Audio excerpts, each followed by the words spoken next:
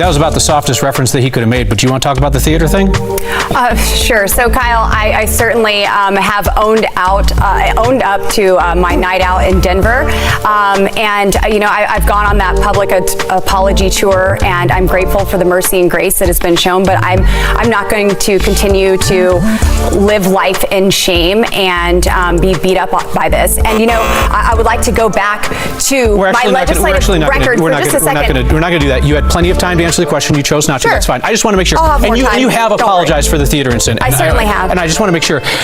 Did you apologize for the behavior that went on with you and your date, or the vaping, or did you apologize? Or pardon me. Or did you apologize for lying to voters about what you did that night and the disrespect that you showed to service workers that night? What specifically were you apologizing? I don't believe there was disrespect. There were things that were absolutely taken out of context. There's video of your interactions with service workers. I'm asking. Right. Are you apologizing for the lying to voters? It's been reported that I flipped someone off, and I did not. So, I think it's been very mischaracterized.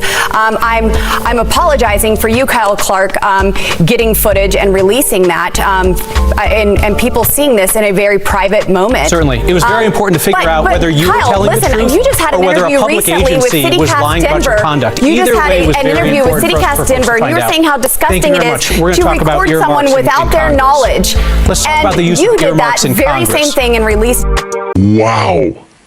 We did have a very close election, but we also had 50,000 Republicans not show up to vote. I do not believe me being here is making this a vulnerable seat. This is a huge move for conservatives in Colorado. So just to be clear, Ms. Boebert, you blame Republican voters for the fact that you nearly lost a safe seat and not your own conduct. When 50,000 Republican voters do not show up and think that their vote does not matter, that does make an impact on elections. So for Ms. Boebert, how many bills did you prime sponsor? I said 38 I prime sponsored, not co-sponsor, because you can co-sponsor post facto. Anybody can put their name on a bill after it passes. How many bills did you prime sponsor in the U.S. Congress that actually were signed by the President of the United States? So thank you so much, Richard. It's interesting that you're touting the legislation that you have passed. You also say that you are a no-nonsense conservative. Well, I think the voters back home should know that a no-nonsense conservative should not have a failing Liberty score. We have the Independent Institute who scores representatives for their legislative record. And if you are not voting how you campaign, well, then you get a negative impact. And I'm the only person. Would you like to answer the question, or would you like to talk about Liberty scores? You can answer the question, ma'am. It's okay. Will. So, I asked a very specific question. Please answer. One of my favorite pieces of legislation that has been signed into law is my Pueblo Jobs Act that creates at least 1,000 jobs in Pueblo, Colorado. We worked to incorporate the BRAC process, so nearly $7 billion in infrastructure would not be bulldozed and go to waste. But there are also many other pieces of legislation that I've passed through the House. And it doesn't matter if it's passed through the House. If the President doesn't sign it, ma'am, government, and I'm not going to compromise my principles to just pass a bill that Thank does not honor. I would give you one more opportunity if you would like to answer his question, which is the number of bills you've prime sponsored that have been signed by the President. So my Pueblo Jobs Act has been signed into law. A number, please. That is one. Got it. 90% of the people out there don't know any of the candidates, and that includes Lauren, which is a surprise, which I guess not, because she's not really part of this district or have a connection. But what worries me is because I said earlier I do feel the seat's in jeopardy.